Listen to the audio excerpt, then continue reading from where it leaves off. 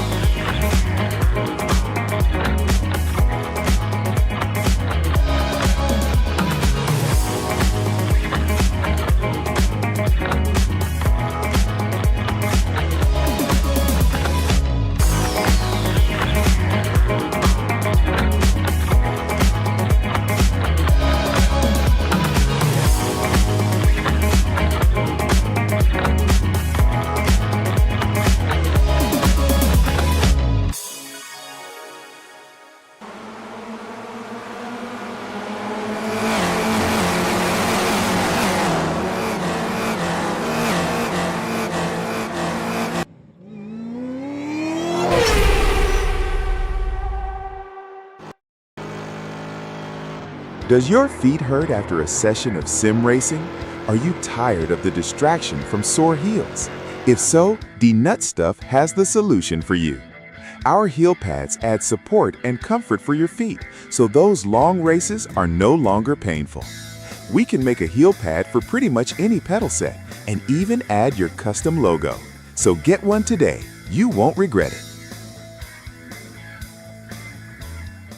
I can't count the times a race has been ruined by an AI car. The default iRacing AI drives like you are not even there much of the time. If you're like me, you want AI that is fun to race, not a demolition derby. I have spent a ton of time adjusting these AI rosters to make them as realistic as possible. The D-Nut Stuff adjusted AI rosters are more like racing a real person. The adjusted AI rosters will drive much, much cleaner than the default settings. Check them out. You won't regret it. Is the brake on your new pedal set not meeting your expectations? If so, let D-Nut Stuff transform your braking experience. D-Nut Stuff has brake mods for Thrustmaster TLCMs, Husingveld Sprints, Mosa SRPs, Fanatec CSL Elite V1 and V2s, SimJack Pros, and UT sets. We are always working on adding new pedal sets and more, so check back often.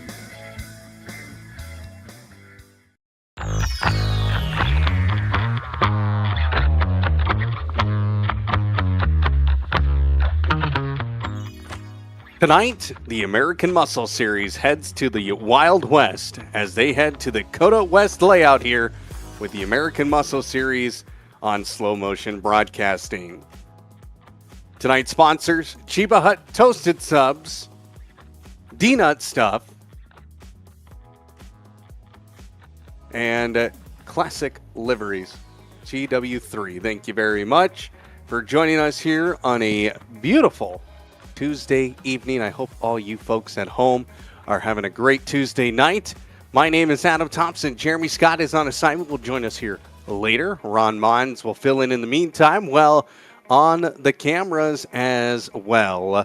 This 2.35 mile circuit is home for the American Muscle Series tonight as the Wild West plays host to these Ford Mustangs going around what is considered a 16-turn track. But if you look at any layout online, well, it cuts out it doubles from 6B to turn 12. So we're going to try our best to keep on that here tonight. Ron, it has been a very interesting couple of weeks. Of course, last week at Roscogan, not the most entertaining race, but we had some very good race winners. Yeah, that certainly was. This season has seen some very competitive drivers take to the racetrack and very compelling storylines already rise up to the form over the past couple of rounds of this championship. We've gotten to see some familiar names rise to acclaim, other newcomers trying to put in some good runs and get their first taste of glory here in the 11th season of this fantastic series. And as we get closer to that halfway mark, Adam, I think these championship points are going to have a bit more staying power, especially in these drivers' minds. Well, it's currently 78 degrees Fahrenheit on the racetrack, and let's take a look at our points championship for the pro class. Well, Luis Enriquez now on top with 230 points as Taylor Ballant falls to a second with 218. Neil Kemp third right now, 214 points, and Jeffrey Schnackle with 203. Mark Cohn is in fifth right now, and he sits with 202 points. Now, we should mention that Mark Cohn was in the Challenger class and has been bumped up. Well, and that's how many points he has collected. So he is in the top 5 and still in the fight for the overall championship. Andrew Belling right now sits P6, David Moore P7, Cam Porter, Chuck Labano make up 8 and 9, and rounding out the top 10 is Jay Bast. Heading over now to the Challenger class, Michael Brennan with 216 points right now sits on top of the standings with Andy Bell in second. Charlie Hosey right now, 192 points. Jeff Andrus, 191 points. Rounding out the top 5 here tonight is going to be the driver who is in the 101, and that is Joe Giacchetti. Brandon Smith in P6, David Jansen in 7th, Mike Nickum in 8th, Zach Miller in 9th, Matthew Guzenda currently rounding out the top 10. Over to the AM class here. Well, the AM class, Andy Kosick on top with 217 points, even though he had a pretty disappointing performance last week at Roscogan. Tom Wendt in second, John Casey third, Brandon Carl in 4th, Paul Catlon is in 5th, Jeff Besnard in 6th, Colin Olson in 7th, Merle Eichmann in 8th, and Scott Brooks in P9. That is a look at our championship standings. Make sure you folks at home, you hit that subscribe button here on Slow Motion Broadcasting, that like button, and the notification bell so you know when we go live here on Slow Motion Broadcasting. As we look a little bit here into qualifying, Luis Enriquez right now on top with a 148.639, and Jeffrey Schnackle as well, just 0.3 off the pace. Now, some notes about tonight. Well, the note that I had from one of the drivers is where NASCAR takes a perfectly good F1 racetrack and sticks an immovable object on 2 apexes, one exit to create chaos. but it is a wide track in most places, which will invite a lot of inside passing moves, hopefully, and some interesting defensive lines. Track limits also very, very loose around COTA, and would say this is low grip, but this is one of the lowest grips on the schedule. Lots of throttle control management required to drive these cars on the edge of this racetrack, and tire wear, not going to be much of an issue tonight, Ron.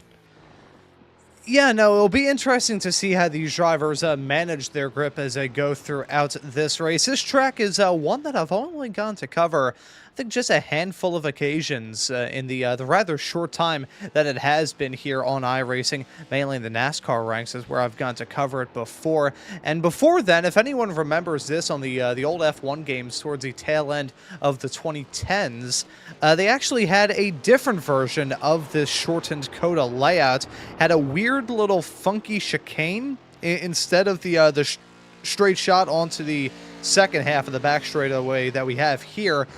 It's an odd one. This track is still a little bit odd, and I'll be honest, when they revealed it on the NASCAR calendar a couple of years back when they were going away from the full F1 layout onto the shortened course, I wasn't really sure what I was going to expect. However, I will say it actually produces some pretty alright racing, so I think, despite the track maybe having some detractors, shall we say, I think we'll be in for a good one. I think that keeps these drivers packed in just enough, keeps it super competitive too, as Luis Henriquez just going to grab the pole position there off of Jeff Schnackle, who grabbed it just the lap prior. Schnackle going to look to try and improve here. Gotta say, we're just now getting into the final 2.5 minutes of this qualifying session, Adam, so time's certainly running out for these drivers to get time on the board, but look at how competitive it is up and down the field. For the front row, for crying out loud, it's less than 300ths.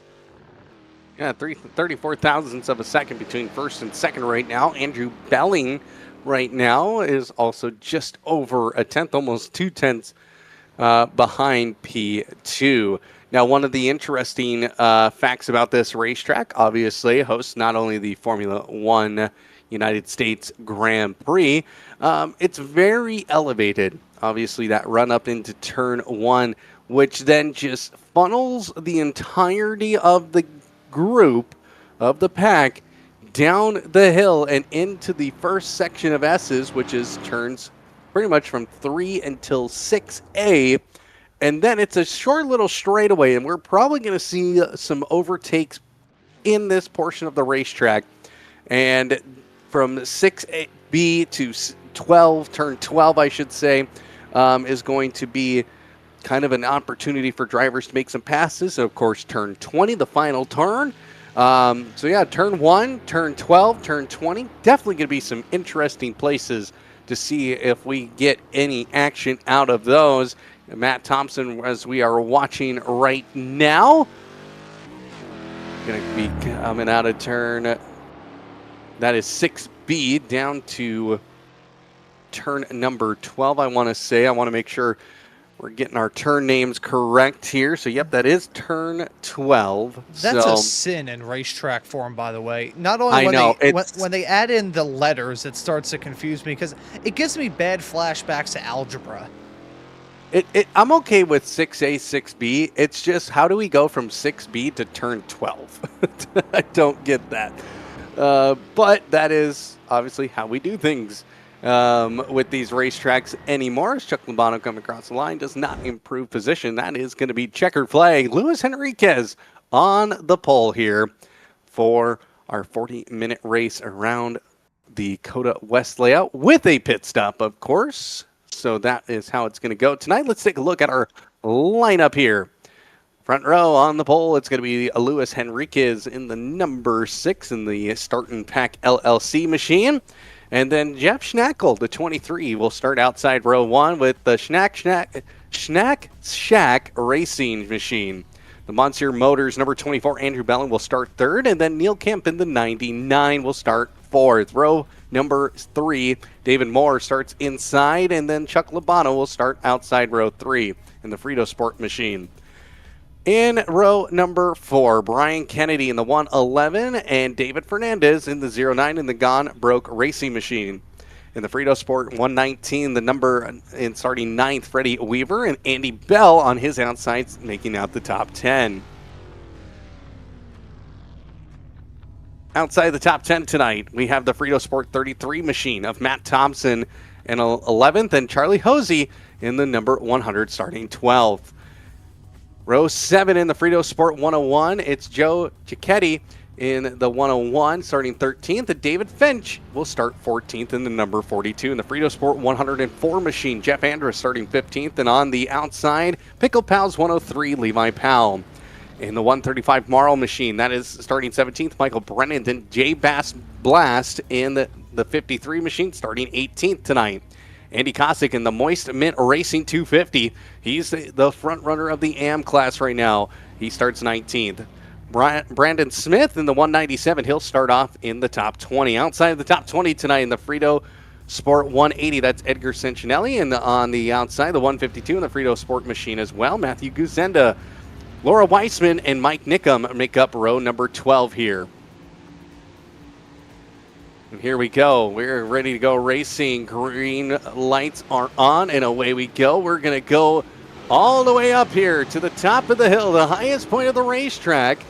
And who is going to come out on top? Luis Henriquez, good start. He does not have a challenge from Jeff Schnackle, but Schnackle is going to take a much narrower line through turn 1. He's side by side as we go down into turn 2, but Henriquez right there on the inside, but I don't think he's going to be in a good position as we go through turns 3, 4, and 5, and Jeff Schnackle will take the race lead. Contact possibility, that was close.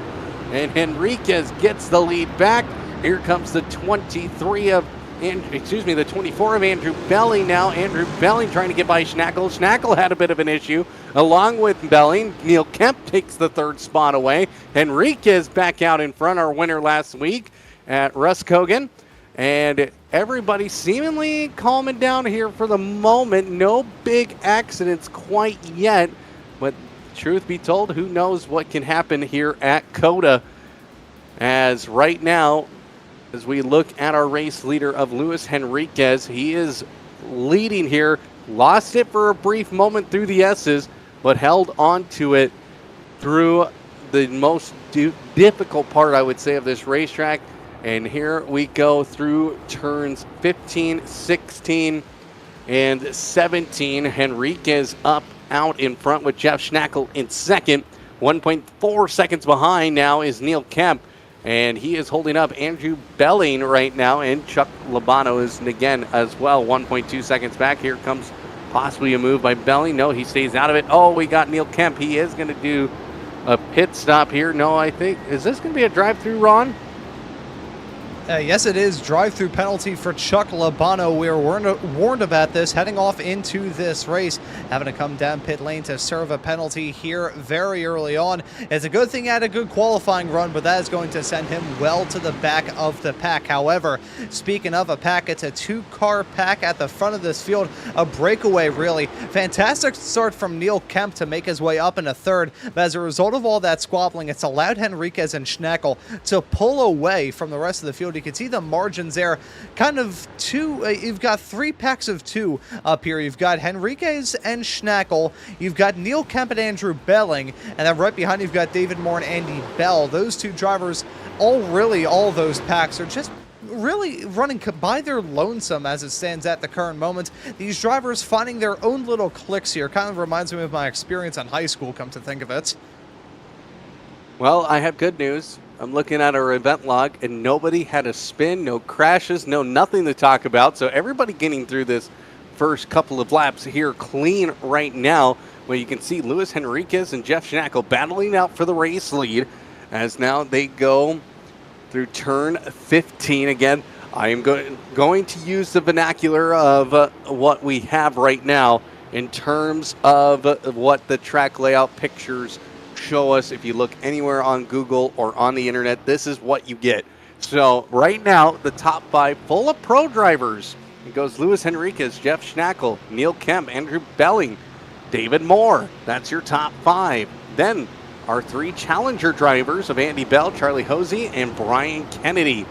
That is the top 3 in the Challenger class. Then it goes David Fernandez and Matt Thomsen. That's the top 10 right now. Andy Kosick, he is very happy right now as we got to move up towards the front here. That's Andrew Belling. He finally is able to get down the inside of Neil Kemp, and Andrew Belling right now finally getting by the 99 and is going to try and chase down a 2.4 second gap up to Jeff Schnackle here, because he was showing some pretty good early pace here, and he's got a long ways to go. Great still image as we're getting here of the S's, and you can see some of these cars, they're going right over some of these curbs and what we call sausage curbs or turtle curbs. That is one of the things to talk about tonight, is these turtle curbs.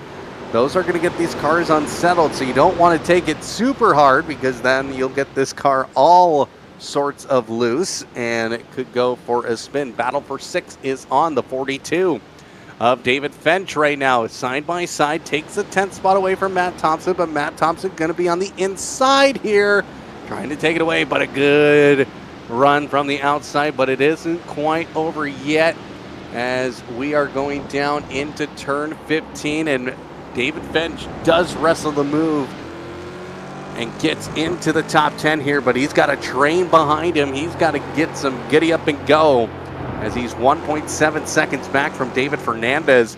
That 42, great move, held it around the outside. Looked like a NASCAR driver out there, Ron. Yeah, it was a good move there, as we saw as trouble for Finch, gonna end up in the gravel trap heading out of the penultimate turn. That was a very odd moment there. I was just going to note there was trouble a little bit farther in the back. Mike Nickum ran into difficulties. We take a look at Nickum, part of D-Nut Stuff and Frito Sport, running into difficulties. You can see already sideways as he headed his way out of there and just looping it around slowly but surely, eventually swapped ends, as I'm trying to pin down exactly what happened here with David Finch. Now this turn number 19 as they call it here, is a pain in everybody's hind end and just clipped too much of the outside curb. That's what happened. He got onto the dirty part of the racetrack, clipped the curb, and around like a top the car's going to go. Unfortunate there for Finch, who is now sunk down 11 spots from where he started. That is a heartbreaker for a driver who was running so strong in the early stages. Now he's back there in the midst of a pretty intense battle. He's going from one intense fight into another. Now he's got the likes of Dan Ott right up in front. Tom Wendt from TW3 Paints, one of our partners here at Slow Motion Broadcast. We're rocking the awesome Frito Sports Sunoco car there, one of the Frito Sport drivers. Well, we've got fights all throughout the pack, including one involving some of our Challenger drivers. That's Brian Kennedy and Andy Bell squabbling now for 7th.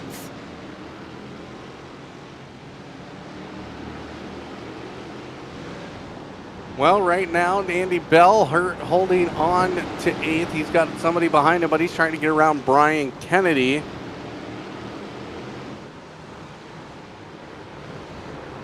Brian Kennedy holding on to 7th. He's 1.3 seconds away from Charlie Hosey. This could get interesting as we are now officially almost 8 minutes into this one. Can't believe it's been that quick here so far in this one. Again, there is going to be a mandatory pit stop for everybody, and that's just going to be to most likely pack in some fuel. So let's go back to the battle here for 11th. Joe Cicchetti and Freddie Weaver. Cicchetti right now trying to get around Freddie Weaver, taking the outside line, and Weaver right now getting almost to that back bumper of Matt Thomsen. Sent him almost pretty wide there, but nothing doing there for Freddie Weaver. Matt Thomsen got himself into the top 10 here, 3 seconds back, so he's got a little bit ways away to get to David Fernandez. Let's go now. Jay Bass has had an issue. Where was this? This is going into turn 20. Oh, good avoidance there by everybody around him, but just that car got loosed on the rear end and went around. Kept it out of the wall. He's just got to sit there. Yeah, kept it out of the wall, kept it clean. This is a racetrack that you're not going to see a lot of car damage, I would say. You might see some dents and and everything like that, but we're not going to see like we saw at Sandown, right? This is not a street circuit. This is a Formula One racetrack, very wide, a lot of gravel traps and everything like that. And I would like to welcome in our co-commentator for this evening, back from assignment, Jeremy Scott. Jeremy, you're just in time here as we're about to approach the 10-minute mark here at COTA. Sorry, guys. The line to Terry Black's was absolutely slammed. I couldn't bring any extra because they told me not to. Either way, Matt Thomsen still battling very closely here as he's got Freddie Weaver, Giacchetti, Brennan, Andrus, all those drivers behind him. And really, this is no surprise that we're seeing this kind of action here with these Mustangs because this is a horsepower track, and these cars kind of have a little bit of horsepower, a little bit of wiggle there you got to watch out for. So just that's something fun. Well, as we keep this eye on the battle for the top 10 here, you can see Freddie Weaver. He's getting close through the S's here and actually might have a little bit more speed through the S's. Just, it's hard to make a move as before you go into 6A, but an opportunity looming here as we go through 6B and down to turn 12. You can see Weaver, he's thinking about it, and Thomsen will guard the inside line a little bit, preventing Weaver from making a move. But with how wide this track is, you're going to see somebody try and really pull a fast one as we now go to the roof cam of Freddie Weaver. You can see Freddie Weaver does have just a little bit more pace as Thomsen slides through the corner into turn 15. And that's going to allow Weaver to take what I would say is probably the more optimal line, but just doesn't stay tight enough. That allows Thomsen to hold on to 10th here as we go down into turn number 19 as we head towards 20 here. But Freddie Weaver's there. He's going to move it down to the inside, and we'll get right back in line. Giacchetti right now as well. He's looking to make a move. He wants to move up a couple of positions here, but it's kind of hard. He's kind of stuck right now, Jeremy. Yeah, it's easier said than done. We keep talking about this with the spec cars and how it all comes down to driver talent, not necessarily your race setup. As Sancinelli comes into pit road and through turn 1. Let's see if Thomsen gets on the gas a little bit later. He does, but he does go a little wide. That's going to give Giacchetti a chance to close in as well. Brennan knocking at that door of 12th place, but now we work our way through the S's. The one good thing about this NASCAR layout, Adam, is the fact that you have an additional brake zone to have to work with a little bit further closer to the track. Because that, if we ran the Grand Prix layout, that hairpin, it would just get very messy.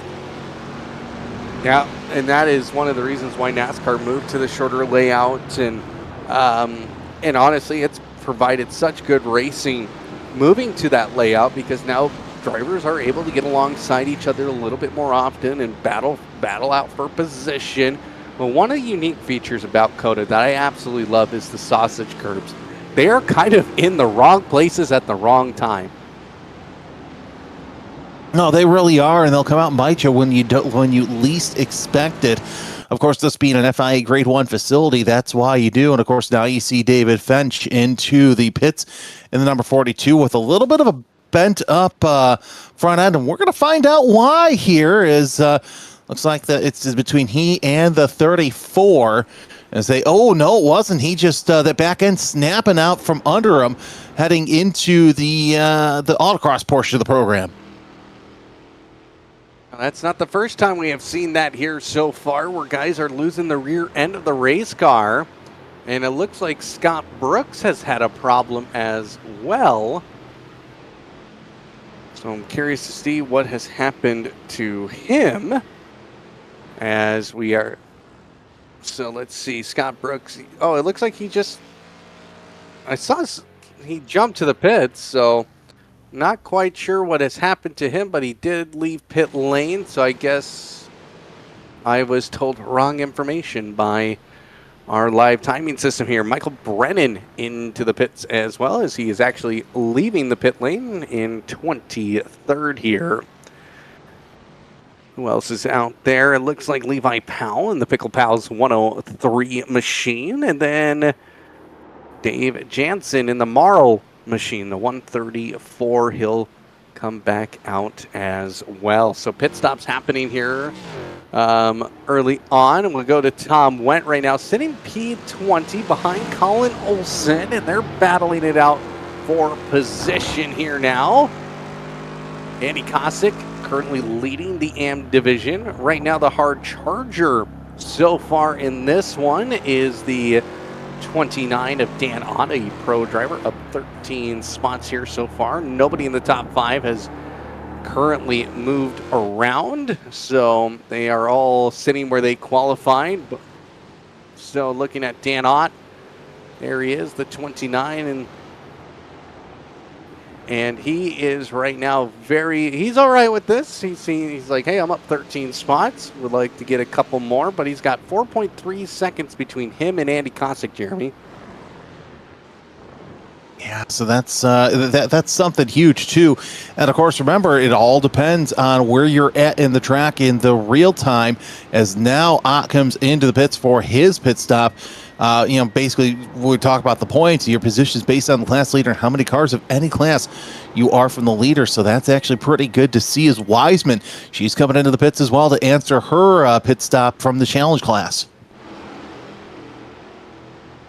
Going back to the battle for the top 10 here is Matt Thomsen has got a little bit more breathing room here, but Joe Cicchetti right on the tailpipe. Freddie Weaver, Cicchetti in the Frito Sport 101 machine here. Again, we're seeing how low of grip these cars have here at COTA West, and that is just, it's getting out of control a little bit. And we were told earlier that tire wear won't be an issue, but I imagine if these guys keep sliding them a little bit, it could become a problem. Yeah, it could become a problem, but then again, these Mustangs like to have that rear end hanging out. It's one of the last ones that didn't have the independent rear suspension, so that's something to think about as well as they work their way through the carousel, 16, 17, and 18. And there you see how it kind of goes downhill right around here as they'll set themselves up for the run into turns 19 and 20 once again. When you're in that halfway point, it's going to be interesting, Adam, to see if these cars all come into pit together. And I think they're too far away to even think about diving into pit road this time by. But yeah, I mean, the tire strategy is going to be quite interesting, especially, like you said, if they're sliding around this facility, it'll munch on the tires faster than you can even imagine. And let's keep an eye on this as Brian Kennedy making his way out of turn 1. He's got Andy Bell all on his backside. Right now, Brian Kennedy has been holding strong in that 7th position, but Andy Bell is coming in like a freight train. He's up 2 spots here so far. Would like to make it a 3rd by getting around the 111 of Brian Kennedy. As things are starting to spread out here, everything kind of at a standstill for some drivers right now. You can see Andy Bell, he lost a little bit of time there to Brian Kennedy as they head down into turn 12 here, which, to be honest, I think turn 12 is probably the hardest corner to make work on this track, and maybe turn 15. Well, turn 12, you don't have that run like you normally would coming off of turn number 11 because you have such a tight left-hander on 6B going down into that hard left-hander, the heavy braking zone. It almost eliminates one of the best passing opportunities you have on this track because it's, I would say it's cut down to a third of what it normally is. But yeah, I agree. There's heck, even 6A, that 6A, 6B complex. As much as this layout is really neat, it just doesn't flow naturally, to say the least. And heck, that's not even, I'm not knocking just that. Take a look at the layout you see over to the left. That was the V8 Supercars shortcut right there. That kind of had a strange feel to it as well when they used to run that. Well, and one of the comments we got, they put an immovable object. That's that tire barrier, that white tire barrier. That is just to prevent drivers from cutting the racetrack. And if you hit that, oh, your day might be over. So let's take a look. What has happened to Zach Miller here? Zach Miller blocking up the brakes and going for a spin.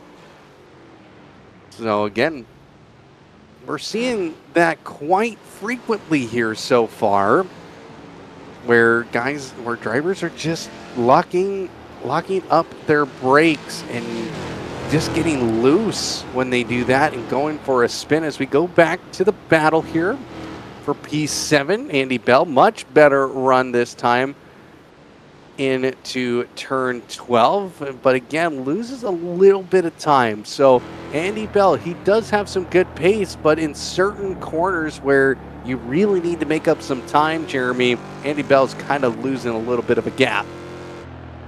Yeah, just losing that gap ever so slightly.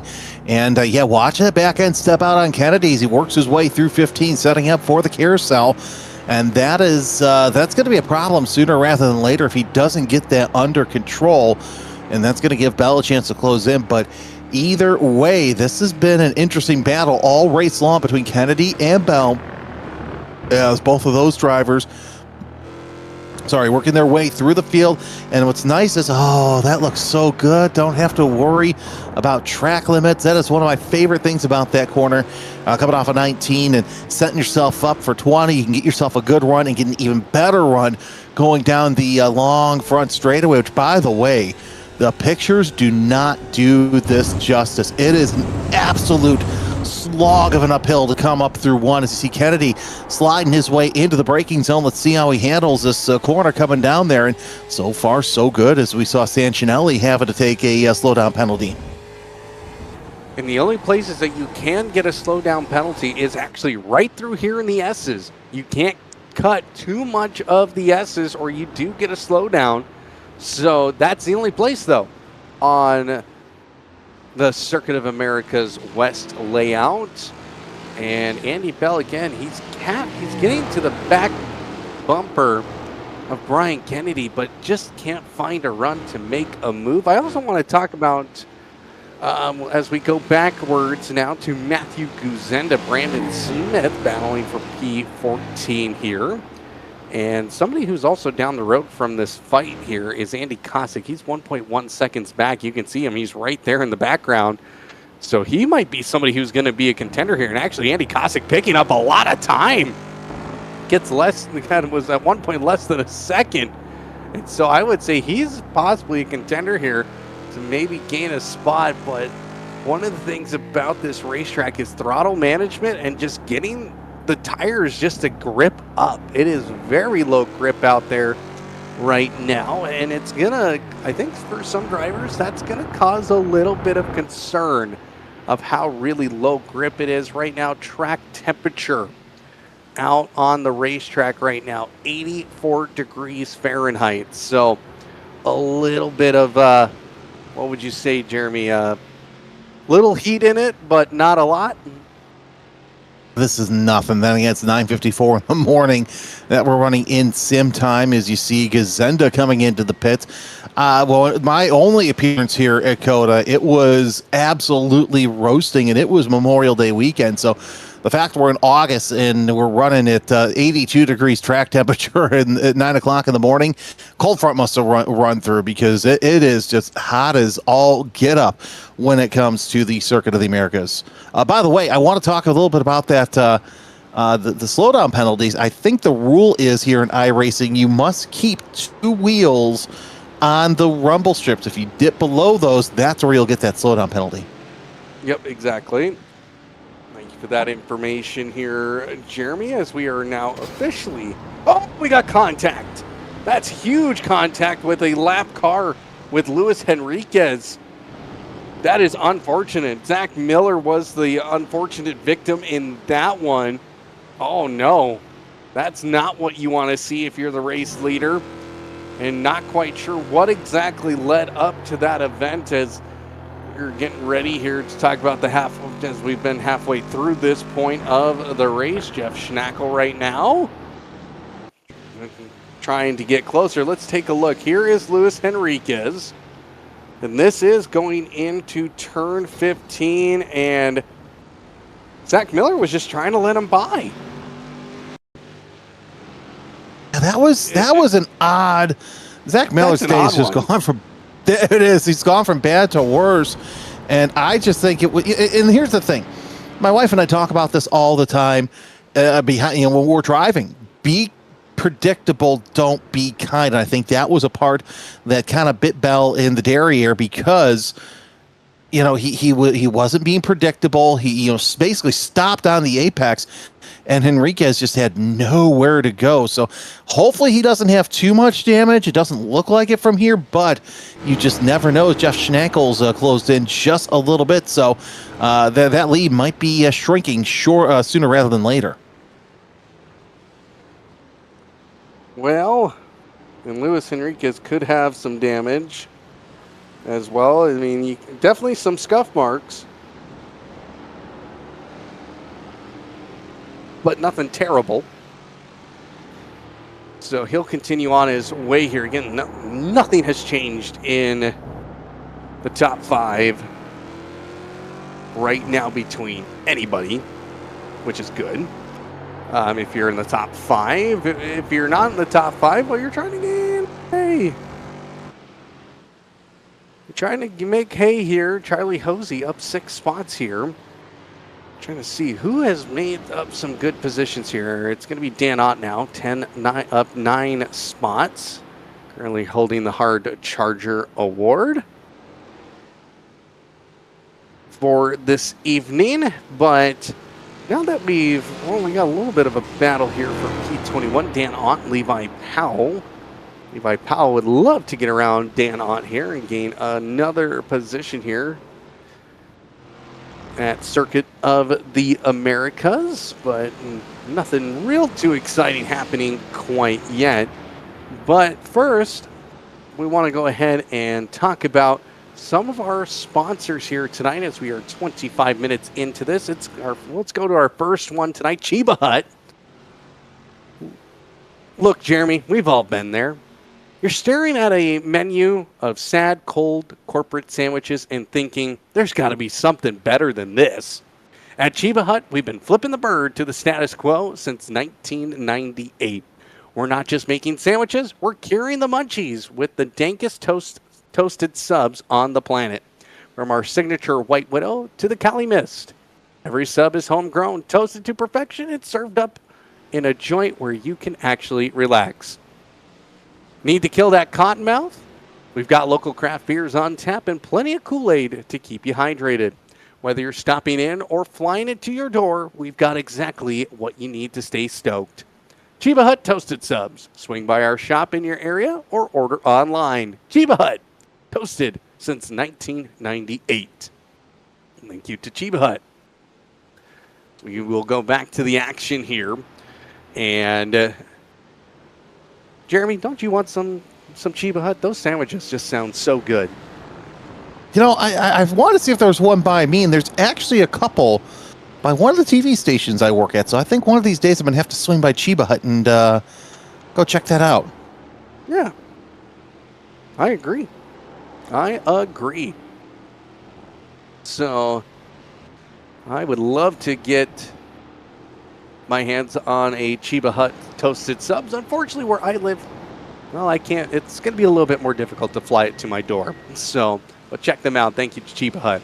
As we got some pits happening here. Brian Kennedy pitting, as well as Matt Thomsen, Freddie Weaver, Joe Cicchetti in P12, and same with Andy Kosick. He will now pit and just pack her full of fuel and get ready for the last, 12 minutes of this race. Henriquez right now out in front with Jeff Schnackel right behind him, just less than a half a second. The battle for the race lead has been like this pretty much all race long, Jeremy, and it's going to be a matter of who can just take care of their stuff to the end here, but it seems like Schnackel's got a little bit of a pace difference on our leader of Luis Henriquez.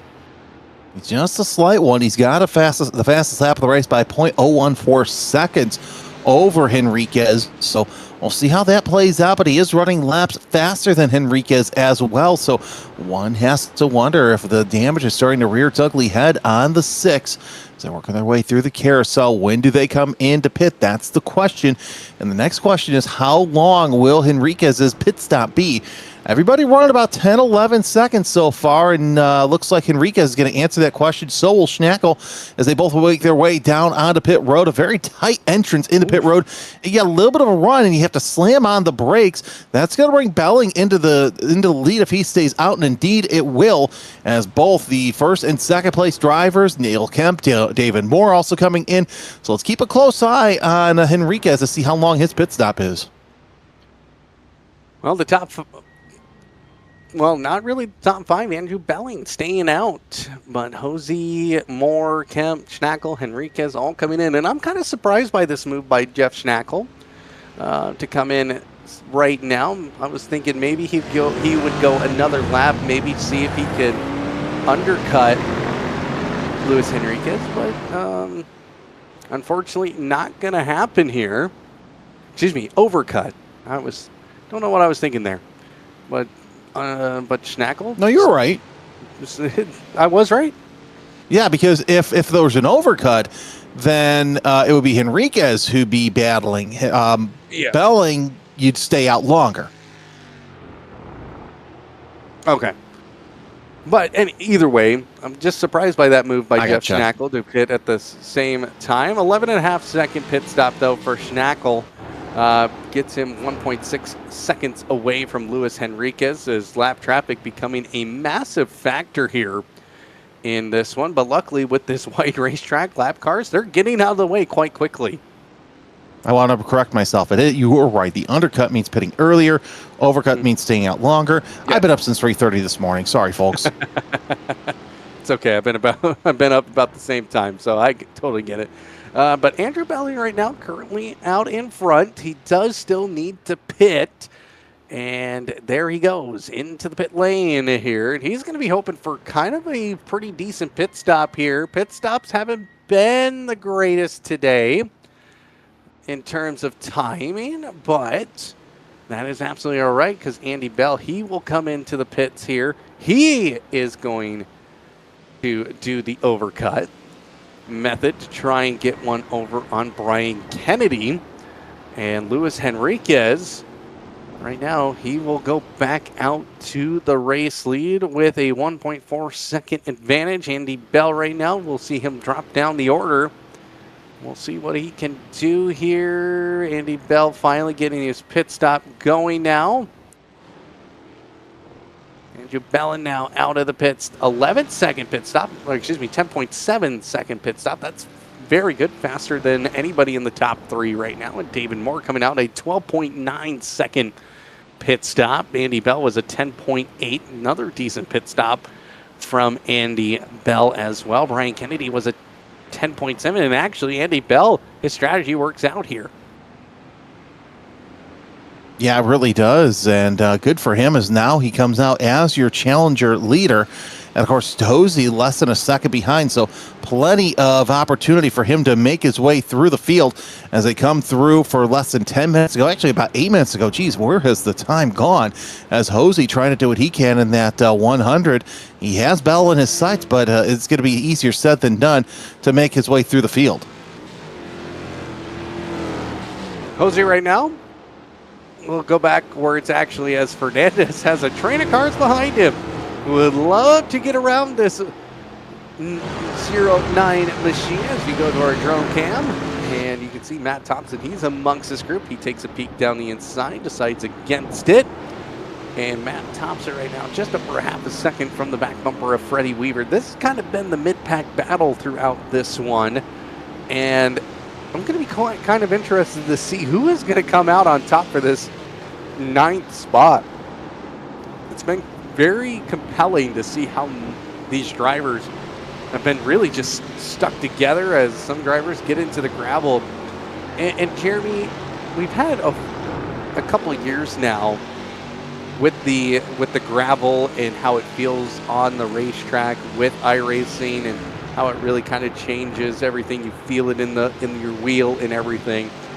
just talk about kind of the difference, especially this kind of racetrack where there's a lot of gravel traps, so it's easier to get a lot of gravel kicked up onto the track as, David Fernandez was sideways there.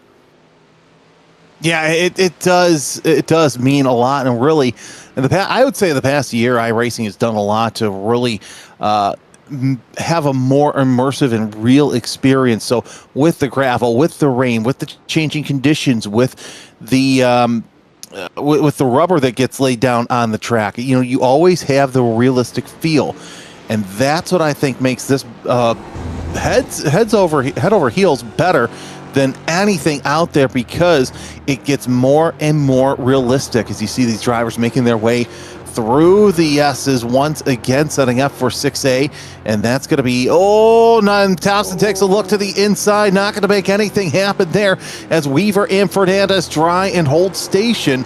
But you talk about the gravel.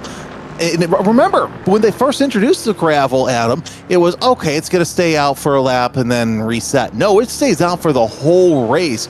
And if you pick it up, it's going to get out of the way like that. So the gravel is just like it is in any normal racing situation. And it's been super interesting to talk about it. I'm somebody who is actually more aligned and does a lot more dirt track racing, and just the changes that they've made to that has been more and more realistic. It was already very good when I first tried it out and talked to guys who actually drive on dirt, and they said, yes, this is as about realistic as it can get, but they've made such better progress on the side of the dirt track racing side. And I want to go back and mention what Matt Thomsen did there. He realized he was not in a good spot, and he had to get on the brakes hard before he made contact there with Freddie Weaver. But Freddie Weaver, he is hounding David Fernandez here with that moment actually on the previous lap. So, and one of the big things is now you can see, again, Freddie Weaver was trying to make a move. We're going up further in the field. Charlie Hosey and Andy Bell battling it out for position here. And Hosey has the inside line, has the optimal line, but Andy Bell bringing it back. Oh, these guys are fighting hard. Gotta love this type of racing when these guys can go side by side. And COTA's one of those racetracks. Sometimes the inside line isn't the best line as Andy Bell gets a little bit loose, and he's not going to lose one, but he loses 2 spots. And Andy Bell, who called a great strategy to get in front of these two, is now right back behind Brian Kennedy. Yeah, unfortunately, it was only a matter of time before that happened. And, this just goes to the creeds of, in my opinion, this right here is Herman Tilke's bellwether racetrack. This is the one that really, I think, sets him apart from some of the other ones, as it's just a great facility, and it's really weathered so well to the Texas heat that, you take a look at some of his other developments before that. I think this right here, this facility was the turning point in the raciness, because as you remember when, tracks get Tilkified, as they called, or new tracks that would be built by Herman Tilke, the track, okay, fine. Had a flash of brilliance with Yas Marina, but I think that this was the track that really started Herman Tilke on the trajectory of actually making decent racetracks. Well, we're going back now. Joe Cicchetti right now battling it out with Matt Thomsen down the front straightaway. What has been a stellar competition here with this group, and it's just getting so more interesting as this mid-pack group continues to battle it out. What seems like what's been all race long. These guys have not gotten away from each other. No, and that is why spec racing is so fun, because once you latch on to a group, you're stuck to them like glue as they work their way through the S's, now setting up for 6A as Cicchetti tried to close in on Matt Thomsen. Oh boy, Thomsen almost ended up right there in the barriers coming into 6A, now coming out of 6B. He's going to lose a little bit more ground, and that just goes to show you that, yes, you may have the power, but it is still a momentum class to get around as Thomsen and Cicchetti going door handle to the door handle through turn 12. Now setting up 413 as they're almost side by side. And Thomsen, as I say, Cicchetti not able to capitalize on Thomsen as they work their way through the autocross portion. Well, down into the final lap here we go. And right now, Luis Henriquez has called a great race here so far, has stayed out in front, has actually pushed the gap to 2.8 seconds. And right now, he is on the last lap trying to make it 2 in a row here at the American Muscle Series. He won last week at Rugs Kogan, and now he is trying to do it again here, Jeremy. And what's been great about Lewis right now, he started off not, very consistent podium and was there fighting for the lead, and unfortunately not doing him any good until last week. Jeff Schnackle now in the clutches of Andrew Belling right now for P2. Belling has shown some great pace tonight. Will we see a pass here for the first time in the top 5? And probably not, because Schnackle, good run off of turn 12 and into 13 and 14. And he's not going to be too worried because this section of the racetrack, very, very difficult to pass on. And Luis Henriquez right now, very calm, cool, collected drive once again for this driver in the Start and Park LLC number 6 machine. And he has just been dominant here today. Luis Henriquez into turn number 19, the penultimate corner, and down to turn 20 for our final quarter of this 40-minute race here at the American Muscle Series. Luis Henriquez, he is going to go back-to-back here at the American Muscle Series. Jeff Schnackle, will go second. Third will go to Andrew Belling. Neil Kemp in P4, nobody around him. He's going to be quite happy with this. Charlie Hosey right now leading the Challenger division. Comes through turn 20. He's going to be happy about this win tonight. And Charlie Hosey will win in the Challenger class and finish P6 overall. And down to our AM class, who is going to be a big smile on this guy's face. Last week, not the best of weeks. This week, a whole lot better, as Andy Kosick will look to pick up his 3rd win in the AM class and take a huge stronghold in the AM division point standings. Andy Kosick comes back to win in the AM class.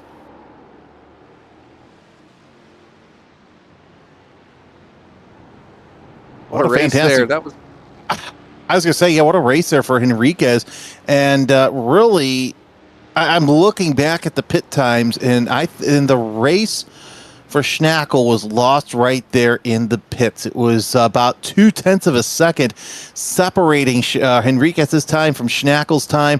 And, Schnackle had his number, but unfortunately, Henriquez there in that second sit did quite well. Well, as drivers celebrate their win, I guess it's time here before we go to our final results to thank another sponsor. Well, and that's going to be D-Nut Stuff. You've got the rig, the screens, and the passion.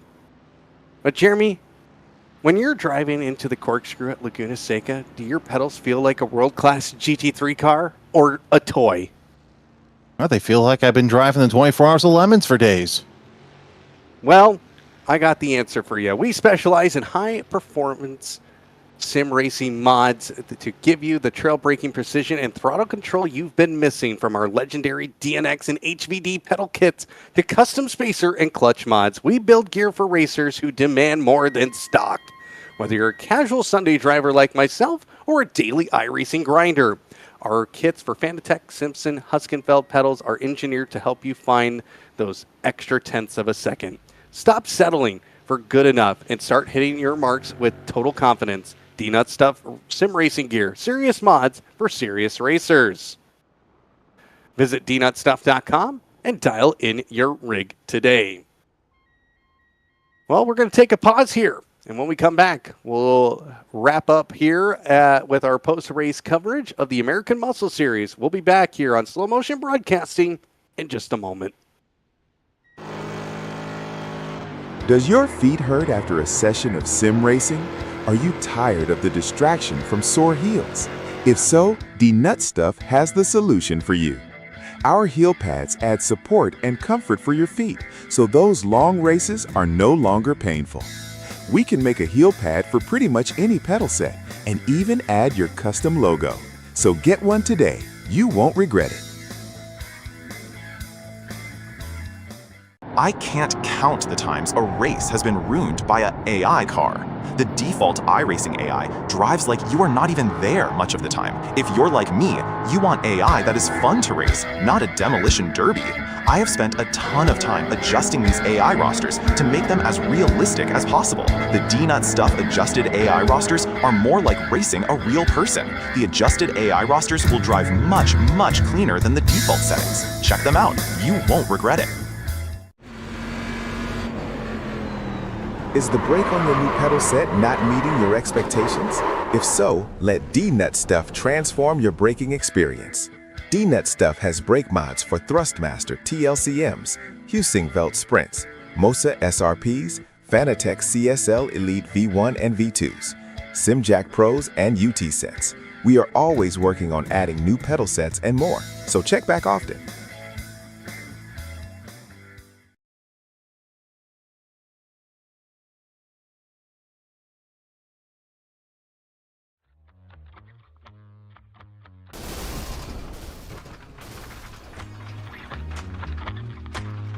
And welcome back here to Slow Motion Broadcasting with the American Muscle Series as the Demo Derby has begun up at the top of turn number 1. Luis Enriquez, your winner here tonight. Let's take a look at the results of tonight's action.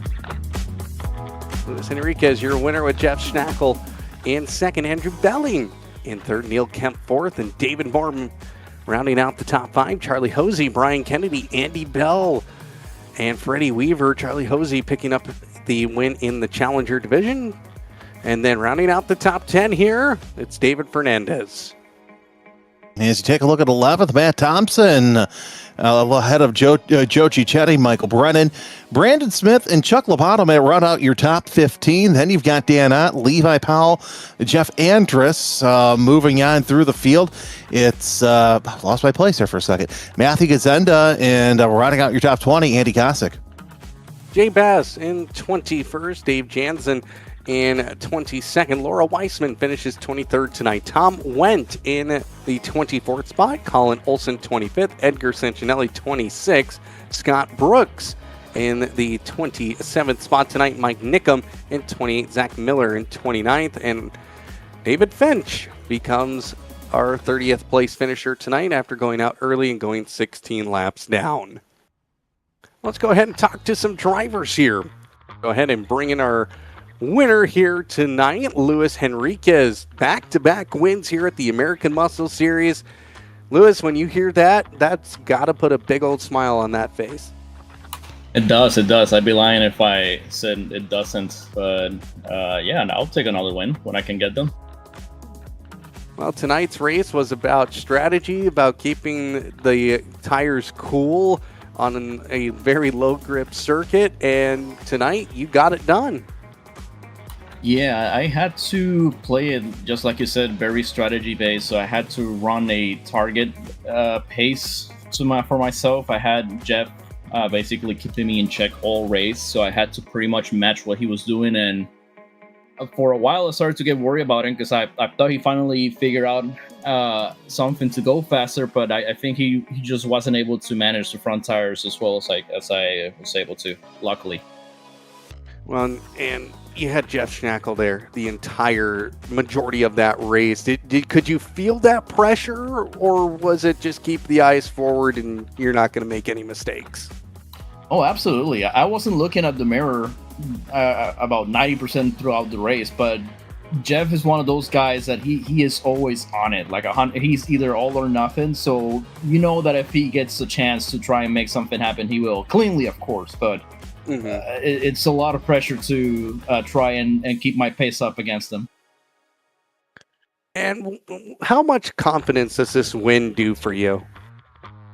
It gives me a lot, actually. It's a very important win for me because this type of track with the really tight hairpins and tight corners, it's actually one of my Achilles heel. So I've been trying to find something in the setup, not in speed-wise, because there's not a lot to find in speed for the car, but more in comfort for me to be able to maneuver and get it to drive exactly how I wanted it to. And I was able to get about 95% of what I was looking for this race. Well, next week, Portland, 40-minute race, no pit stop, so a little bit of a change here from the previous couple of weeks. What are you expecting there? I am very excited for that one. That's going to be, if it's not chaos, I will be shocked because it's a very high commitment track, very tight, but very open on the front stretch. So, and there's not going to be any fuel savings, so there's going to be a lot of very brave attempts at passing for the lead. It's what I'm expecting, and it's just a lot of fun. It's just a very fun track to go at, and I've never done it in the Mustang, so it's a lot of excitement for me. Well, congratulations, Lewis. And who would you like to thank for the win tonight? I'm gonna thank Ken. I haven't seen Ken in a while here in this series, and I don't know, for some reason I always like to see him being around and cutting it up. I think he might be in the race. I don't know if I actually noticed. I might have to go and back and check, but it's nice to see him around, and I'm hoping that he's doing well as well. Well, thank you very much here for joining us for this post-race interview, and congratulations on your second win of the season. Thank you. I'll take it, and great broadcast as usual, guys. Thank you. Luis Henriquez, our overall winner here tonight. Now we'll talk to Charlie Hosey, there he goes, our Challenger Division winner here tonight. Charlie, talk about that one. You were having to fight a little bit there and maybe felt the pressure a little bit. Charlie, can you hear us? Oh, hello. Is anybody there? Yes, you're here in the broadcast booth here. Oh boy. Yeah. Oh, I know. It's scary, but you're a winner tonight here in the Challenger Division, and just talk about that race. It was a great race. I wish I could hear you all. Can you hear us now? I have to bring Andrew in here, I suppose. Appreciate what you guys do, though. And congratulations. Happy birthday, Mark. I hear it's his birthday, so. Yes. All right. Congratulations, Charlie.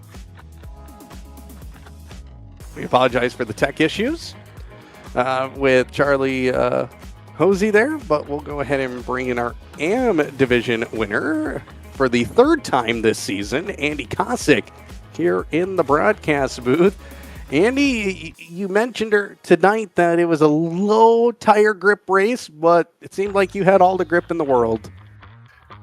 Well, I pretty much ran it conservative because I was, managing my positions to the other drivers, so I didn't really have to push it too hard. I just knew that if I did, I'd run into a chance to making mistakes. So I thought about it towards the end, trying to make a move on the guys in front of me, but the rear tires just weren't cooperating. Well, another win in your pocket here at the American Muscle Series, and now take a nice, comfortable point lead in the standings. Going into Portland next week, what are some of your expectations? I've never been on the track, so I don't have any good feedback about that one. I know that I'm expecting that I'll be spending a bunch of time between now and next Tuesday getting a feel for how to drive that track. Well, seems like you're quite comfortable right now with the way things are going. Who would you like to thank for getting back into victory lane? Well, I haven't thanked the sponsors yet this season, so I'm going to thank Chiba Hut and D-Nut Stuff for helping pay for this, so us winners have the privilege to come and talk to you every week and get to go back and watch the broadcast. Well, that's always good. Thank you very much, Andy, for joining us. We'll see you next week in Portland, and congratulations. Thank you. Andy Kosick, our winner in the AM division. Jeremy, well, we've had an interesting one here again at the American Muscle Series. And, well, how do we recap this one? You know, this is a layout of COTA that's not commonly used. So I would say it was interesting, especially because we saw some very strange events, but for the most part, a lot of great racing, a lot of smart racing that we saw all throughout the field. And really next week's going to be quite interesting as well as we head over to the northwest part of the country and get a couple good passing opportunities. It's one of my favorite underrated tracks. Well, it sure was interesting. The Wild West proves why it's wild. And next week we head over to Portland. Go ahead, Ron, pop that up again here. And here are upcoming broadcasts. Well, tonight here in about 13 minutes, you can catch the SRG F4 show at Portland. Get a sneak peek of that one. Then tomorrow night, the Sim Racers Group F3 Fix Series at Adelaide. And then Sunday, the Ray Esports Summer Series at 3:30 p.m. Eastern as they head to the Charlotte Roval. And then you can come right back here next Tuesday for the American Muscle Series going around Portland once again. And then the Sim Racers Group F4 Series goes to Summit Point. So still a lot to come on the way. Oh, and I should mention this, next Thursday, the Rimatech series will be live here on Slow Motion Broadcasting. Thank you, Jeremy, once again, as always, and thank you to Ron Maunz in the production trailer for all their help. Make sure you get on here and subscribe to our channel and hit that notification bell, hit that like button, share this out, even if you have to share it out to your grandmother. If they enjoy racing, well, they should be here at Slow Motion Broadcasting. My name is Adam Thomsen for Jeremy Scott, Ron Maunz, and everybody here at Slow Motion Broadcasting and the American Muscle Series. Thank you so much for watching, and we'll see you next Tuesday live from Portland.